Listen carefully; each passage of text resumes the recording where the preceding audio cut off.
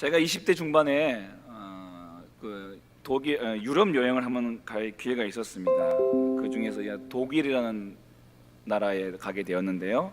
그래서 쾰른이라는 도시가 있습니다. 그 쾰른이라는 도시에 보시면 가면은 쾰른 대성당이라고 있습니다. 한번 사진을 보여주시죠. 예, 쾰른 대성당이라고 하는데요. 세계에서 세 번째로 높은 성당이라고 합니다. 그때 당시 이제 막 200만 화소의 디지털 카메라 디카가 나왔던 때인데 그걸 들고 가서 저거를 찍어 보려고 했는데요. 이게 한 프레임이 다 안 들어오더라고요. 그래서 상, 중, 하 이렇게 세 번 나눠서 찍은 사진이었는데 그거를 보여드릴 수가 없어서 인터넷에서 캡처를 해왔는데 저희 보시면은 어마어마하게 크죠. 예, 이게 실물로 보면은 엄청 대단합니다. 딱 가는 일단 건 모양도 좀 약간 좀 어둡고 건물 자체가 어둡고 좀 까맣기 때문에 이미 그 근처에 다가가기만 하더라도 그 위용과 그 규모가 어마어마합니다. 예, 그 크기도 그렇고요. 그리고 야간에 보이는 저 장면을 보시면은 주변에 있는 마을들과 가옥들과 비교해 보시면은 엄청 크다는 것을 알 수가 있죠. 약 한 600년 가까이 이렇게 지었다고 합니다. 그 내부도 말할 거 없습니다. 내부를 한번 보시면 그 내부 안이 저렇게 되어 있습니다. 예. 이미 들어가는 데를 봤을 때 그 입구에서부터 시작해서 이미 우리를 한번 길을 죽이고요. 또한 들어가게 되면은 또 그 안에 들어있는 이 정교한 장식들과 또 스테인글라스에 들어있는 저런 아름다운 장식들, 저것들로 인해서 굉장히 큰 감동을 받게 됩니다. 예, 모든 사람들이 감탄하고 다니죠. 또 하나의 사진을 좀 보여드리고 싶습니다. 그것은 일본에 있는 한 작은 교회입니다. 이 교회는 안도 다다오라는 건축가가 지은 교회인데 이 교회 이름이 빛의 교회입니다. 빛의 교회. 예, 이 교회는 작은 교회입니다만은 저 교회는 밖에 아주 햇빛이 아주 햇살이 아주 진하게 내리는 그런 날에 들어가면 저기 창문이거든요. 저 창문으로 빛이 들어옵니다. 그 빛의 형상이 십자가 모양입니다. 조명을 켜지 않아도 저 빛만으로도 저 교회 건물 안에 은은한 빛을 내뿜는데 그 모습이 그 십자가 형상이죠. 어떻습니까? 느낌 어떻습니까? 굉장히 뭔가 좀 신비롭고 또 뭔가 좀 환상적인 것 같고 또 가면 뭐 기도가 막 저절로 될 것 같고, 예, 은혜를 저절로 받을 것 같은 그런 느낌이 들지 않으십니까? 예, 사진 내려주시고요. 우리나라에도 이제 인터넷 찾아보면 예쁘고 아름다운 교회들이 참 많습니다. 또 뭐 제주도에도 그렇고 뭐 강원도에도 가도 그렇고 예쁘고 아담하고 또 큰 도시나 대도시에 가보면은 아주 크고 웅장하고 거대하고 규모가 큰 교회들이 많아요. 미국 같은 데 가보면은 뭐 우리나라 뭐 잠실 운동장 같은 그런 규모의 운동장을 이렇게 뭐 예배당으로 쓰는 교회도 있을 것이고, 한 번에 10,000명, 20,000명이 동시에 수용되는 어마어마한 교회도 많습니다. 이렇게 엽서 한 장 같은, 엽서에 들어가는 그림 같은 그런 예쁜 교회도 있고, 또한 밖에서 봤을 때 엄청난 규모와 웅장함과 또한 규모를 자랑하는 교회들도 있고, 또한 그 안에 들어가면 포근한 느낌을 안겨주는 교회들도 참 많습니다. 그런데 단순히 교회가 이러한 포근한 느낌, 따뜻한 감정, 벅찬 감동을 안겨주는 거대한 위용을 자랑하는 것에만 그친다면 사실 교회 말고도 더 좋은 건축물들은 많이 있다는 것입니다. 꼭 교회가 아니더라도 정말 예쁘게 감성적으로 지어놓은 사원들, 아니면 뭐 절, 아니면 뭐 현대적인 도시 속에서의 건물들, 또한 요즘 뭐 집에 대한 건축에 대한 관심이 많으신 분들은 조금만 검색해 보더라도 집을 지어도 요즘은 그냥 천편일률적으로 짓지 않고 정말 아름답고 예쁘게 짓지 않습니까? 조그마한 이러한 한 평수 안에도 그것을 어떻게 짓느냐에 따라서 감동을 주는 가고 싶어하고 들어가고 싶게 만드는 그런 집들을 많이 짓는 것을 볼 수가 있습니다. 꼭 저런 교회가 아니더라도 그런 건물 속에서도 우리가 그런 편안함을 느낄 수가 있다는 것을 말씀드리는 것입니다. 즉 교회는 그런 것들과는 다른 것을 줄 수 있어야 한다라는 것을 제가 지금 말씀드리고 싶은 것입니다. 허름한 상가의 지하에 위치한 작은 교회여도 무언가를 줄 수 있는 교회, 그것이 진짜 교회고 그것이 살아있는 교회가 아니겠습니까? 오늘 그것이 무엇인지 오늘 우리는 이 말씀을 통해서 함께 살펴보기를 원합니다. 오늘 말씀은 헤롯 대왕이 지은 성전에서 일어난 이야기입니다. 지금 베드로와 요한이 기도하러 성전에 지금 올라가고 있습니다. 그들이 올라가는 이 성전은 헤롯 대왕이 지은 성전입니다. 이 헤롯 왕은요, 로마가 이스라엘을 통치를 하면서 이제 그 땅의 분봉 왕으로서, 이게 지역 총독 같은 개념이죠. 이제 그곳에다가 이 헤롯을 왕으로 세워줬습니다. 그래서 그곳을 다스리게 그에게 정권을 위임했어요. 하지만 이 헤롯은 에돔 출신의 사람입니다. 그래서 정통 유대인들에게는 인정을 받지 못했어요. 그래서 어떻게 하면 내가, 물론 이제 권력은 갖고 있지만, 그러나 종교적인 지도자들이라든가 그 이스라엘의 유지들에게, 그들에게 인정을 받지 못하면 그냥 허울 뿐인 거죠. 그래서 그들이 어떻게 하면 환심을 살 수 있을까라고 고심 끝에 그들의 종교심을 이용해야겠다. 그래서 그가 시행한 것이 바로 성전을 지은 것입니다. 그것이 바로 헤롯 성전입니다. 헤롯 성전은요, 정말 화려한 성전이었다고 합니다. 그래서 종교적 허영심으로 가득 찬 유대인들의 그 환심을 사기에 충분할 정도의 그런 성전이었다고 합니다. 오늘 그 중에서 특별히 본문 2절에 나오는 이 미문이라고 하는 곳은 성전의 동쪽에 있는 문입니다. 한번 보여주시죠.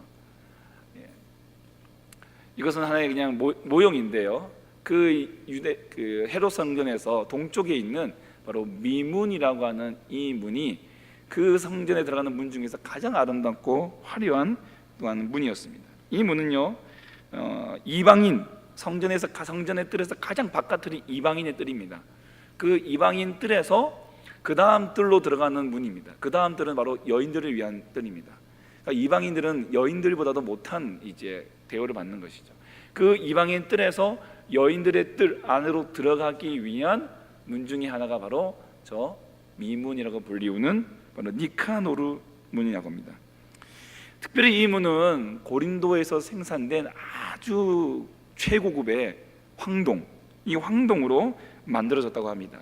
또한 고린도 그 양식으로 아주 정교하게 이 문이 장식되었기 때문에 역사가들은 은으로 만들어진 문보다, 또한 심지어 금으로 만들어진 문보다도 더 화려했다라고 그렇게 기록하고 있습니다. 자, 여러분이라면 만약 이 성전에 들어가려고 하실 때, 만약에 이 성전이 지금도 보존되어 있고 여러분들이 이스라엘 땅으로 이제 여행을 가셨을 때에 이왕이면 어느 문으로 들어가고 싶으시겠습니까? 그냥 옆에 있는 쪽문, 약간 허름한 문, 작은 문, 아니면 그래도 이곳에 왔는데 이왕이면 저 멋진 아름다운 뷰티풀 게이트라고 불리우는 이 미문, 니카도르 문으로 내가 들어가겠다. 물론 어떤 분들은 그래도 가장 가까운 곳으로 들어가는 것이 가장 편한 길이다라고 해서 가깝고 편한 길로 가실 수도 있겠습니다. 하지만 우리 인간은요, 종교심을 가진 존재입니다. 종교심. 이 종교심은 거대한 바위가 있다면, 또한 거대한 나무가 있다면 그 자리에서 고개를 숙이고 싶고 그 자리에서 절을 하고 싶은 것이 바로 인간의 종교심이라는 것입니다. 자, 그러한 우리 인간 앞에 정말 아까도 우리가 쾰른 성당을 보셨죠. 쾰른 성당, 그 어마어마한, 그냥 그 성당에 보는 것만으로도 그 건물에 압도됩니다. 나의 존재가 나약하고 연약한 존재처럼 느껴집니다. 그리고 그 건물 안으로 들어갔을 때에 그 펼쳐지는 그 아름다운 스테인글라스와 또 그 안의 내부 장식과 그 장식 안에서 내 안에 어떤 무슨 영광을 받는 것처럼, 빛을 받는 것처럼, 그런 스스로 그 마음을 느끼게 되는 것이죠. 오늘 내 눈앞에 이런 화려한 문이 내 눈앞에 있다면 우리는 결코 그 문을 포기하고 싶지 않을 것입니다. 우리의 종교심으로 인해서 당연히 이 미문, 뷰티풀 게이트라고 불리우는 이 문으로 들어가고 싶은 것이 바로 우리의 마음인 것이죠. 바로 헤롯은 그 마음을 이용했고 그 마음이 적중했던 것입니다. 그 전략이 적중했던 것입니다. 오늘 그 문을 이 유대인들은 자주 애용했습니다. 물론 그것이 많은 사람들이 이용할 수 있는 통로이기도 했지만, 그러나 굳이 그 문을 찾아가서 그 문에서 어떠한 그들의 옛 과거의 영광과 영화를 상기하고 다시 회복할 것을 아마 기대했을지도 모릅니다. 그리고 거기에 걸맞는 복장과 치장을 하면서 그 문을 들락날락했을 것입니다. 유대인들은 이 문을 지날 때마다 자신의 종교심을 자랑하고 생색내기 좋아했습니다. 골방에서 기도하지 않고 거리에서 시장통에서 소리내어 기도하고, 금식할 때에도 금식하는 티를 내고 기도하는 그들에게 있어서 이 미문, 뷰티풀 게이트는 그들의 신앙의 자랑거리였을 것입니다.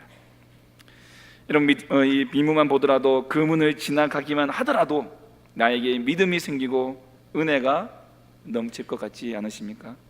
그래서 사람들이 가장 많이 찾는 문이 바로 이 문이었습니다. 그런데 오늘 이 본문에 보시면 이 아름다운 문이 있는 성전 앞에 나면서부터 걷지 못하는 한 거린, 그의 나이는 약 40여 세라고 이렇게 사도행전 4장 22절에서 얘기하고 있습니다. 40여 년 동안 나면서부터 걷지 못하고 구걸하는 한 남자가 오늘 이 아름다운 미문 앞에 등장하고 있습니다. 여러분, 날마다 제사가 드려지고 날마다 레위인들의 찬송 소리가 들려오고 날마다 종교인들의 또한 성직자들의 그러한 기도 소리가 끊이지 않는 그곳은 바로 이 사람에게는 가장 구걸하기 좋은 명당 자리였다라는 것입니다. 특히 유대인들에게 있어서 이 구제라고 하는 이것은 천국으로 들어가는 급행 열차라고 그렇게 그들은 여겼다고 합니다. 그래서 이 구걸하는, 이 나면서부터 일어서지 못한 이 구걸하는 이 사람은 그 사람들의 마음을 잘 이용했던 것 같습니다. 그들의 종교적 허영심에 빌붙어서 자신의 끼니를 때우며 오늘 하루하루를 그렇게 살아가고 있는 것입니다. 자신의 진짜 문제를 해결할 수 있는 곳이 바로 저 문 안에 있는데, 그 문으로 들어가지 않고 그 밖에서 엉뚱한 행동을 하고 있는 것입니다. 이게 얼마나 불행하고 안타까운 모습이 아닐 수 없는지요. 여러분, 우리의 삶에도 동일한 모습 있지 않습니까? 사용해야 할 목적에 사용하지 않고 엉뚱한 곳에 사용하는 것이 참 많아요. 혹시 집에 운동기구 하나씩 가지고 계십니까? 예. 사이클, 아니면 간단한 헬스기구, 요즘은 철봉이 또 유행해가지고 우리 청년들은 혹시나 돈 좀 들여서 이렇게 철봉도 사서 달아놨을 텐데 잘 사용하고 계십니까? 혹시 그곳에 말레가 걸려있지 않습니까? 혹시 그곳에 다른 엉뚱한 것이 비치되어 있지 않습니까? 집안 한쪽 구석에 처박혀서 제 기능을 발휘하지 못하고 혹시 그러고 있지는 않냐는 것이죠. 부모님과 통화하기 위해서 쥐어진 휴대폰이 게임기로 전락되어져 있지는 않습니까? 인간의 편의를 위해서 발명된 것들이 인간의 허영과 사치를 자랑하는 도구로 전락해버린 것들이 우리 주변에 한둘이 아닌 것이죠. 필요를 위해서 만들어진 것이 필요가 아닌 우리의 허영과 사치를 위해서, 자랑을 위해서. 여러분, 기독교를 종교라고 부르는 것이 사실 좀 불편합니다. 왜냐하면 기독교는 종교가 아니고 기독교는 진리이기 때문입니다. 그런데 다른 말로 표현할 수 없기 때문에 우리가 종교라고 얘기하는데, 우리가 기독교라는 종교를 통해서 하나님을 만나려고 하는 이유가 무엇이냐는 것입니다. 우리 여러분, 기독교를 통해서 여러분이 하나님을 만나려는 이유가 무엇입니까? 지금 바로 내 눈앞에 있는 문제 해결, 소원 성취가 목적이라면 우리도 이 성전 미문에서 구걸하고 있는 그 사람과 별반 다를 것이 없다는 것이죠. 저는 이 말씀을 보면서 오늘 이 사람이 왜 그가 그 성전 미문으로 들어가지 못했을까? 왜 그곳에서 그렇게 40여 평생 이렇게 구걸하며 사람들의 종교적 허영심에 사치에 빌붙어서 끼니를 이어가며 그렇게 살아가고 있을까? 한번 생각할 때에 묵상해 보다가 이 2절에 나면서라고 하는 이 단어, 이 나면서라는 이 단어에 주목하게 되었습니다. 사도행전 4장 22절에 그의 나이 40여세라고 기록하고 있습니다. 다시 말하면 그는 태어나면서부터 40년 동안 한 번도 일어서 보지 못한 사람입니다. 후천성이 아니고 선천성 장애를 갖고 태어난 것이죠. 다시 말하면 이 사람에게 있어서는 서 있는 것이 무엇인지 모르는 사람입니다. 서 있는 것은 그에게는 불가능이라는 것입니다. 앉아 있는 것이 자연스러운 것이고 서 있는 것은 꿈도 비전도 없는 것입니다. 그의 인생에 있어서 불가능이라는 단어를 가르쳐 준 것은 바로 일어서다. 일어선다는 것은 불가능한 것이다. 오늘 이 사람에게는 바로 이 문제가 있었다는 것이죠. 그렇습니다, 여러분. 불치병, 우리가 난치병이라고 말할 수 있고요. 우리 인간의 힘으로 할 수 없는 지금의 나의 상황들, 도저히 앞뒤 좌우 아래 위를 다 쳐다보더라도 도저히 피해갈 수 없고 해결할 수 없는 문제에 봉착되어 있는 나의 이 상황, 오늘 그런 것에 봉착되어 있는 그 사람들이 바로 성전 미문을 넘지 못하고 있는 것입니다. 들어가도 소용없다고 생각하는 순간, 한 번이라도 서 있어 봤더라면, 한 번이라도 그가 일어서 봤더라면 아마 일말의 희망이라도 가지고 있었겠죠. 그러나 한 번도 그 인생에 그런 것을 체험해 보지 못한 사람이기에 그는 들어가도 소용없다고 생각하였고, 그 생각이 결국 자기 스스로 살 길을 찾게 되었습니다. 그것이 바로 성전 미문에서 사람들에게 빌붙어서 구걸하는 인생으로 사는 방법이었다는 것입니다. 여러분, 어떻게 보면 너무나도 비참하고 안타까운 모습이 아닐 수 없습니다. 그가 걷지 못하다는 것이 비참하고 안타까운 것이 아니라 불가능이라는 벽에 부딪혀서 포기하고 그렇게 살 수 없다고 인정하고 있다는 것이 비참하고 안타까운 것입니다. 그런데 이 문제는 단순히 그 사람만의 문제가 아닌 것 같습니다. 그를 바라보는 다른 사람들의 시선도 그렇다는 것입니다. 제사장들, 레위인들, 그리고 하나님을 믿는 사람들이 그를 바라보는 시선이 어떻습니까? 그의 근본적인 문제는 바로 일어섬인데, 이 일어섬에 대한 해결책에 대하여 그들도 동일한 해결책을 가지고 있었습니다. 그것이 무엇이었습니까? 바로 불가능. 그래서 이 불가능이라는 해결책을 해결하기 위해서 내놓은 차선책이 구제였습니다. 그래, 그는 일어서는 게 불가능한 사람이니까 그를 그냥 돕는 것으로 우리의 할 일을 다 했다. 돕는 것으로 우리의 할 일을 다 했다.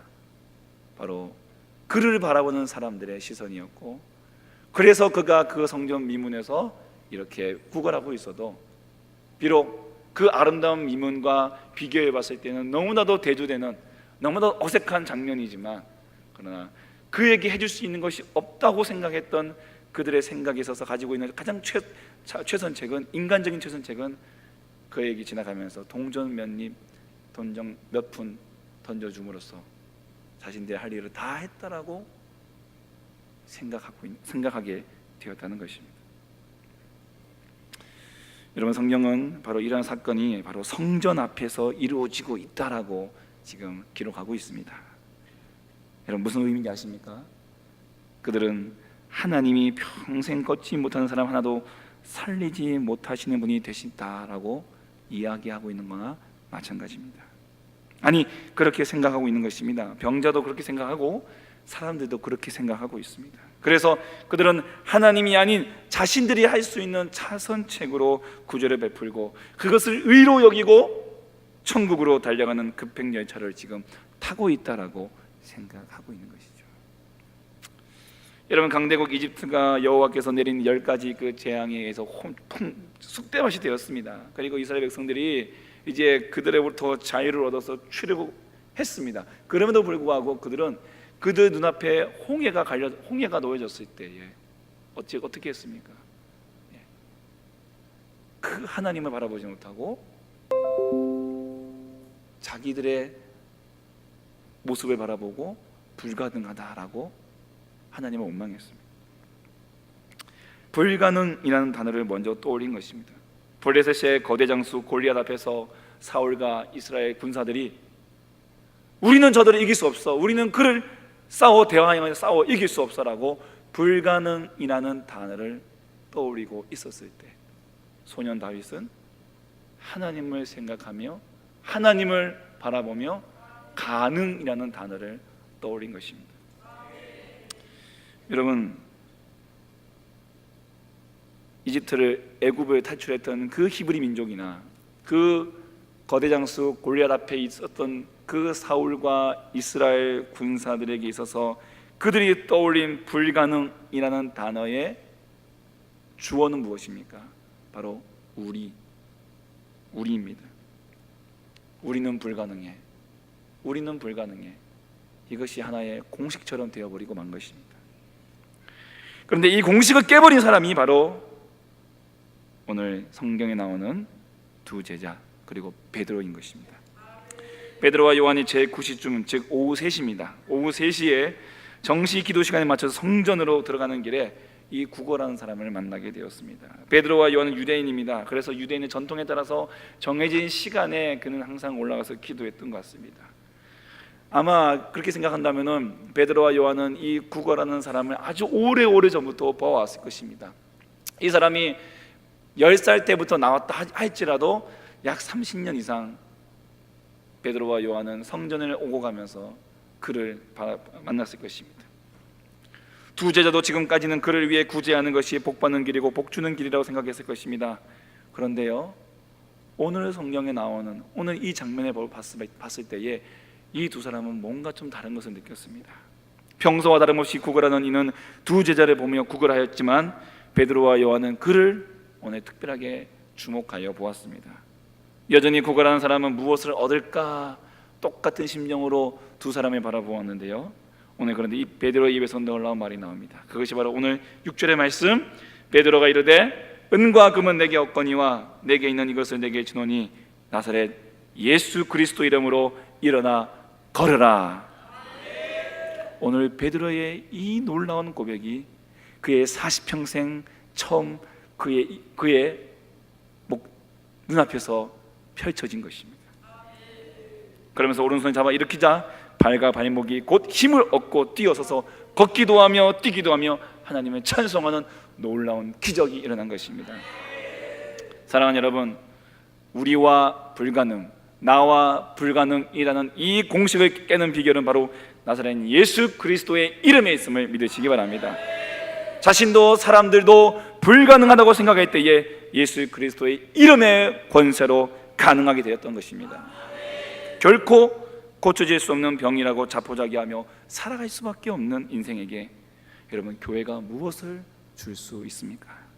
우리 주님은 우리에게 병원을 지어주시기 오신 분이 아닙니다. 영원한 생명을 주시기 위해 우리에게 오셨습니다. 완전하신 하나님이 완전한 복음, 완전한 회복을 주시기 위해 우리에게 오셨습니다. 그 능력과 권세가 바로 예수 그리스도의 이름에 있다는 것을 믿으시기 바랍니다. 우리가 이 이름을 만날 때에 우리의 인생의 가장 근본적인 문제가 해결되는 것입니다. 어제 사도행전 4장 12절 말씀을 함께 읽겠습니다. 다른 이로서는 구원을 받을 수 없나니 천하 사람 중에 구원을 받을 만한 다른 이름을 우리에게 주신 일이 없음이라 하였더라. 베드로의 이러한 담대한 선포는 오늘 그가 바로 기도하는 사람이었고 성령 충만함을 받은 사람이었기 때문에 가능한 것이었습니다.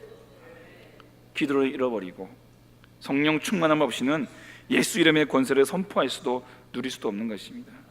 오늘 이 사건도 우리가 잘 아시다시피 마가다락방의 그 성령 세례 사건과 또한 그 성령 충만한 바울이 베드로가 또한 설교하였을 때 3,000명이 돌아오는 역사를 경험한 그 이후의 사건이었습니다.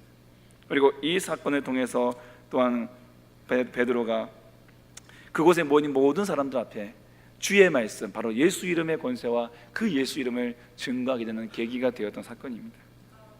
오늘 그가 기도하지 않았더라면, 그가 성령 받지 않았더라면, 성령 충만하지 않았더라면 오늘 이 일은 일어나지 않았을 것입니다. 오늘 우리 교회는 근본적인 문제를 해결해 줄 수 있는 예수 이름 대신에 다른 것으로 대체하고 섬기고 구제하려고 해서는 안 될 것입니다. 기독교는 기적을 보여주는 종교가 아니라 예수를 보여주는 진리입니다. 우리에게 은과 금이 없는 것은 당연한 것입니다. 은과 금이 내게 없다는 말을 우리는 결코 부끄러워해서는 안 됩니다. 중세교회의 유명한 천주교 신학자인 토마스 아퀴나스가 당시 교황이었던 이노센트 2세를 방문했던 일화가 있었습니다.